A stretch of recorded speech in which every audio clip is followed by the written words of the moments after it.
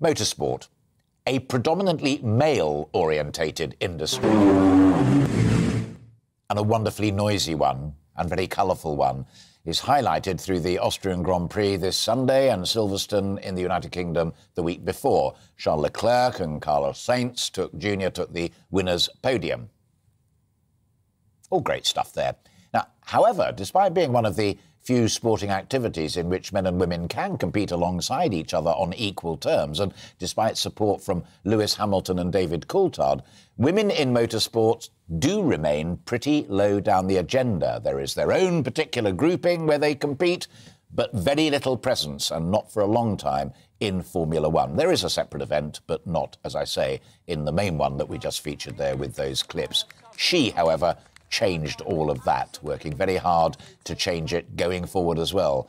Justina Williams owns a female-led motor racing team, XLR8 Motorsport, and is the UK ambassador for Girls on Track, a group of international women within motorsport. Beginning her working life at the young age of 16, Justina landed an apprenticeship in a nuclear power station as an industrial electrician, moving on to work in real estate, financial recruitment. Her motorsport passion was fully ignited when she began racing karts. On top of all of that, Justina is also a STEM ambassador, science, technology, engineering and the rest of it, for the British Army. So what can this woman not do? Well, I can tell you that she can sneak into the studio very quietly and sit down and is ready to cross swords with me. It's a real joy. I'm a fan. I'm a genuine fan, so it's a real joy to see you. And I love the work that Lewis is trying to do through Mercedes, and I love the work that David Coulthard is doing through his series. But blunt question, having just read that biog out, is it really about sexism? Is it about physicality? Or is it about opportunity? I think it's about opportunity and also educating people that the opportunities are there.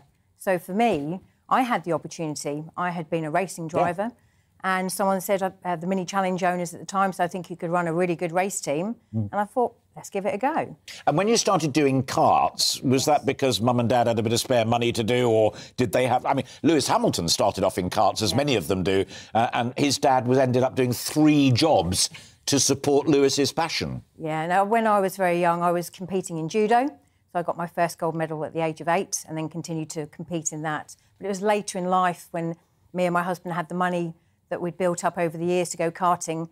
Too late, really, but we enjoyed it. We were doing it for fun, but I have always been very competitive, so I always wanted to win. And that, crucially, was because you wanted to do it, and as a couple, you were happy to pursue that. It wasn't that kind of thing, a kind of political campaign. I'm a woman and therefore I have equal rights. You just wanted to do it. Oh, yeah, I'd always wanted to. I mean, when I was very young, I was told I should be on the track when I was driving on the road. But it's always been... We won't go into that. No, but it's always been that I've been very competitive, and it was something... You know, when my dad, we used to put the Go Faster stripes on the side of my dad's car, and it was just something that grew from there. And I loved cars anyway, and I thought, why not give it a go later in life, just to do something I can enjoy? I said final point, but should have said penultimate point. And this is a serious political question in the sense that I know many friends in the motorsport think that what Coulthard and the female formula are doing is you know, it's quite a good thing. But what an awful lot of women, Claire Williams, your namesake, who runs her late dad's team, very much feel that what they want is the opportunity for women to have equal access to F1 so they can do Silverstone, they can do Austria and the rest of it. Do you agree with them? I think, you know, everyone wants... Women have no reason to not progress into motorsport. And I think it's a case of, if you're determined from a young age, why can't you get into Formula One? Yeah. Which is a perfect point to move on to the next thing. I did mention in passing, but just to remind folk who are kind enough to be watching and listening to our conversation, that you spent time in the nuclear industry, and you are a scientist in your own right as well. And you've now moved on, still got the interest in the motorsport, but your new passion strikes me as being really quite profound, and that is to try and open doors to bright young girls, bright young women, to say there literally is no limit to the sky and that glass ceiling is waiting to be broken. Absolutely. Like me, you know, I was an electrician, industrial electrician on a nuclear power station, had a fantastic opportunity at such a young age and learnt so much in that time. And then I've gone on, as you said, into real estate. I've been a financial planner. I've had my own recruitment firm. Was that private sector nuclear or government?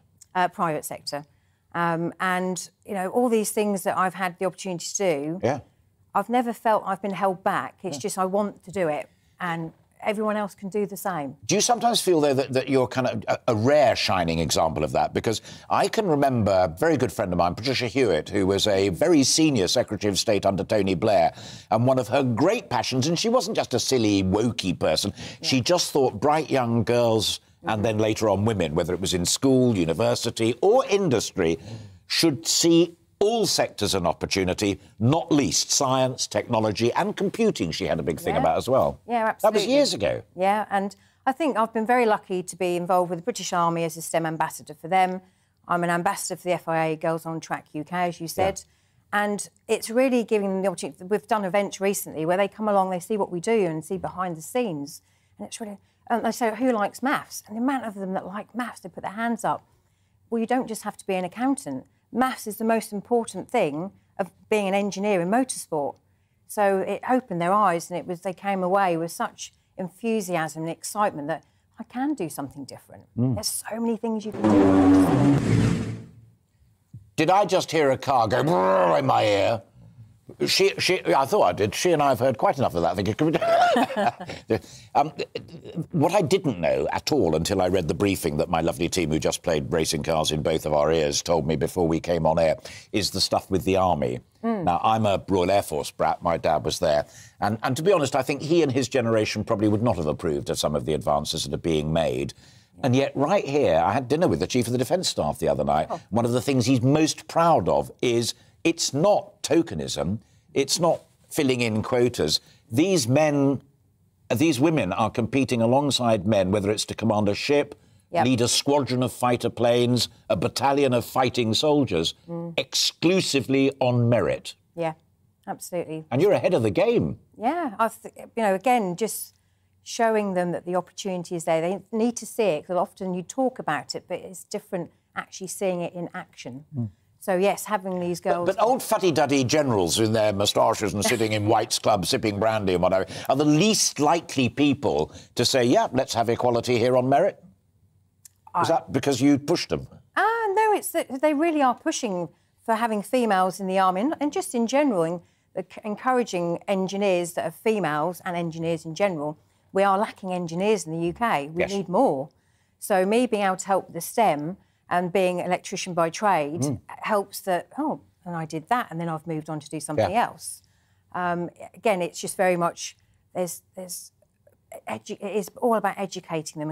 Funnily enough, that is my final book. It's a lovely Christopher Nieper, whose dad set up a clothing manufacturer. He now runs that company. They make clothes and they sell it and they retail as well. And he was saying the real answer to our economic woes at the moment is to invest in skills, which leads to greater productivity.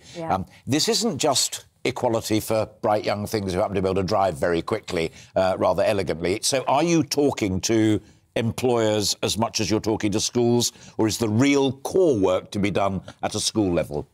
I think it helps getting them at a young age, because they're very influential then, and they ask so many questions. Some of the schoolgirls have had to come to us from about the age of 8.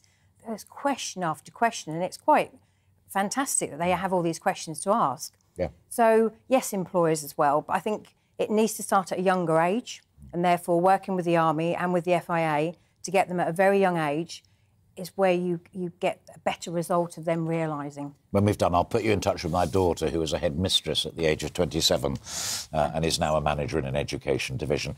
Justina Williams, I cannot tell you how much of a pleasure it was to meet you, but also to listen to that great wisdom and optimism. Thank you very much indeed. Thank you. Good to see you.